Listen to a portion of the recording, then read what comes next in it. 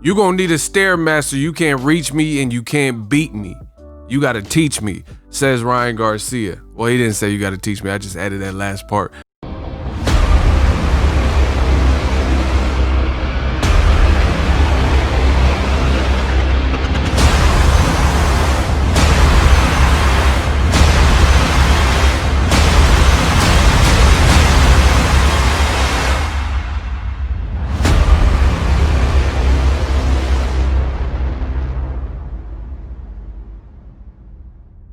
What up, Fight World? It's your boy Ego, and I'm back with some more boxing. Make sure you smash the like button.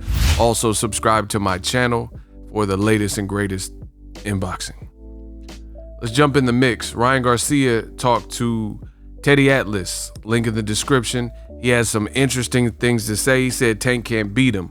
Quote from Ryan Garcia: "Let's just say what I said on Mike Tyson's podcast is true. Tank Davis is going to need a ladder to knock me out." He goes on to say, "You're going to need a Stairmaster to reach me. There is no way you're going to get close to me. But I already know there's no way for Gervonta to fight. He has to take it to me. What do you think I'm going to do? What do you think I'm going to train for?" And then Teddy Atlas says, "You're going to control range, which is one of your strong points." Ryan Garcia continued. He said, "I'm going to become Luke Campbell, and then I'm going to knock him out. But I'm going to be me, and me is different." I didn't really understand that part from him, how he's going to be Luke Campbell. I guess he's trying to say he will fight similar to what Luke Campbell did, but in his own way. I'm not sure. But anyway, Ryan Garcia continued. He says, "I'm going to control range. Great. You'll see in the ring. I obviously don't want to give away too much of my game plan, but he knows," talking about Tank. Ryan continued, "He has to come at me anyway. It's no secret. You're going to have to come at me. Are you going to try to outbox me from a different range? Good luck. You can try that too, but whatever you want, Gervonta, you will not be able to touch me. I know you're going to watch all these interviews. Don't worry. You can move. You can try to box, and I'll come get you. If you try and get me, I'll box you." Lastly, he says, "So really, there's no way you could beat me. And I'm talking straight to you, Gervonta. You know what it is. You're going to be defeated before the ring. Thank you. Bye." Wow.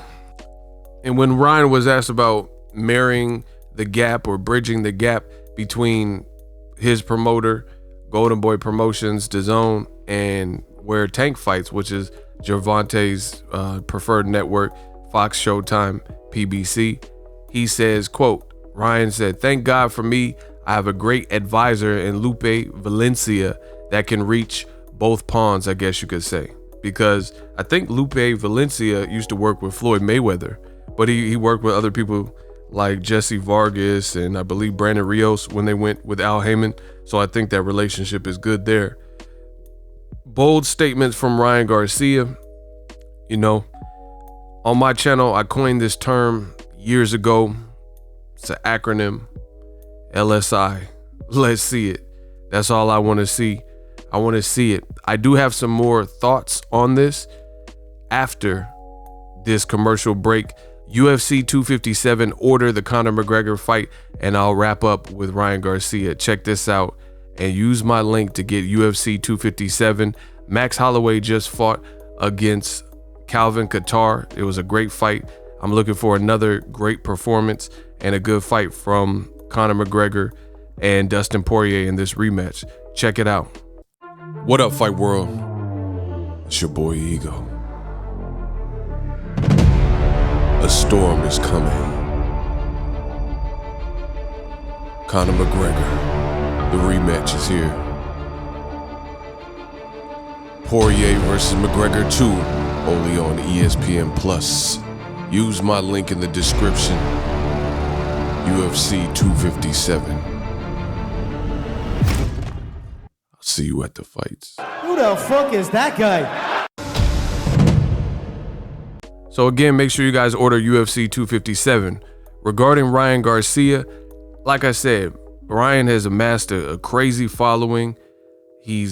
I kind of coined this before. I said he's the Benjamin Button, and I don't say this disrespectfully, but he's the Benjamin Button of boxing. And I'm not saying he looked like the movie and all that, but what I'm saying is the premise of the movie is the guy would age backwards in reverse. That's Ryan Garcia's career. Before he even fought, any big names, and he still Tank would clearly be the biggest name. He's already got fans and fame and stuff like that. So he already has the part that some fighters wish they had. Like, no matter how skilled the fighter is, there's a lot of guys who have skill and have been known about to hardcore boxing fans, but they haven't found that segue to bridge out and capitalize on the mainstream market. They haven't become household names and things like that. And I think Ryan Garcia, branding wise, has done an excellent job. He just has his own style, and he appeals and resonates with his crowd, which is a good thing. Now he's trying to get the big names. Listen, as far as the Tank fight, I do have a couple questions. What Ryan said is highly confusing to me because he says Tank is going to have to come at me. But the thing is, unless Ryan reinvents himself, the Ryan that I've seen fight, you don't really have to come get him. And I don't know, I think someone recently, I think it was Bob Arum or someone recently pointed out that Ryan can't fight off the back foot. So I don't know what Ryan's referring to in this Teddy Atlas commentary, or if he really believes it, but he's saying Tank got to come seek me out, and how you going to do that? I could control the range. But if you look at all of his fights, including his very last fight, which happened this month, Ryan wasn't fighting off the back foot. In fact, the reason he got dropped in only the second round is because he, in my opinion, did not fight a southpaw in the proper way. He little tips and tricks. And again, there's variances, and some people want to fight this way. Like Floyd Mayweather, when he fights southpaws, he usually fights them aggressive. But Floyd is the master. He is boxing's wizard. He's genius level talent. So Floyd knows what to do, and he knows when to be aggressive, and his defense is real tight. Ryan Garcia, his defense didn't look real cerebral or anything, and he was wild aggressive, and he didn't have his feet on the outside of the southpaw. He wasn't contesting and battling for lead hand positioning, and he wasn't controlling the range. So I don't really know what Ryan Garcia and Teddy Atlas are talking about, again, unless I see a completely different version of Ryan than we all watched a couple weeks ago.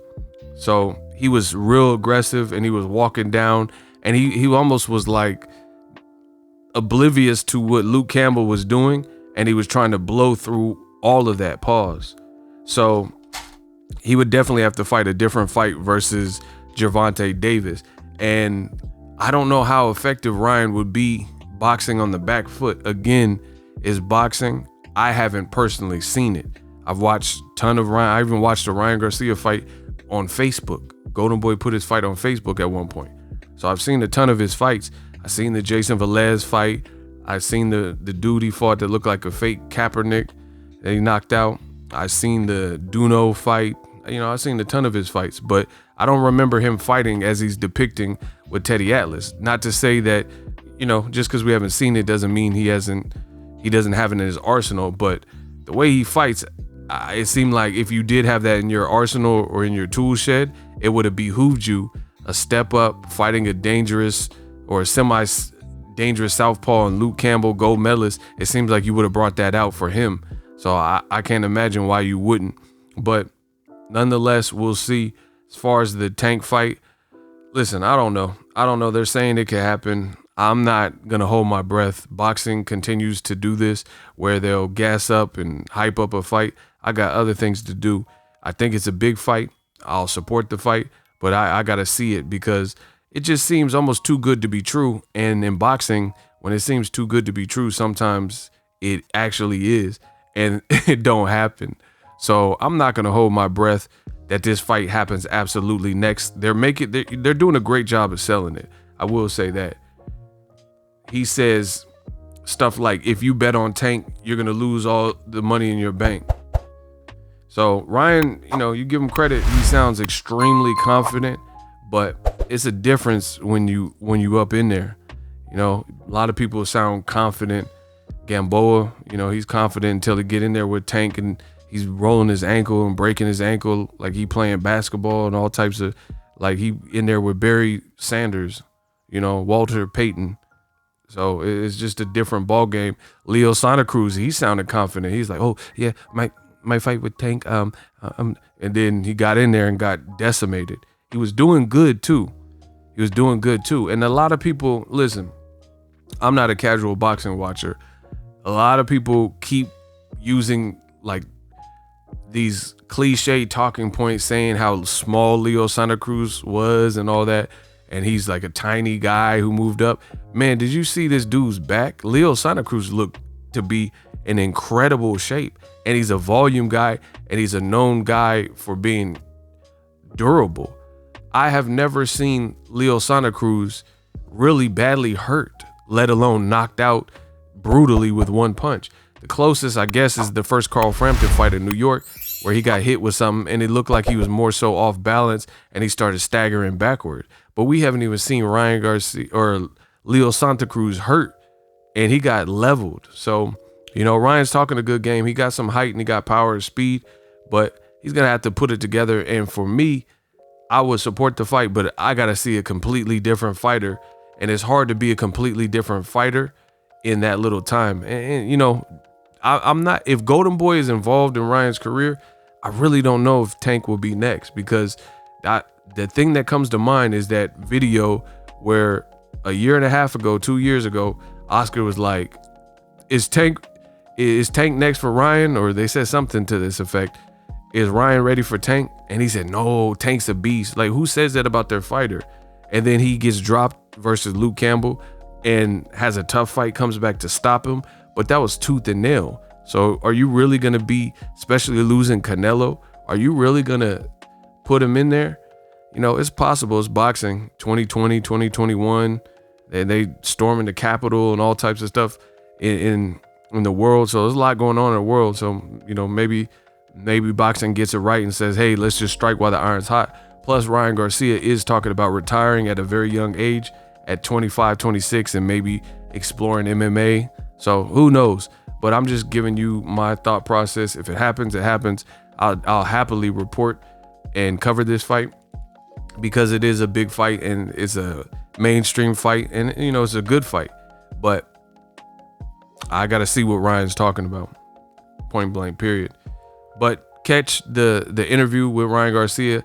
He's definitely confident. Drop your thoughts in the comment section. Use my link to get UFC 257. And we out. So if you enjoyed this video and want more content like this on the channel, you can show your appreciation by going to the PayPal donate button or the YouTube support button. And you can donate any amount that you feel is equivalent to the value of this video. Much more to come. Thank you guys for your support. Boxingego, the future of boxing.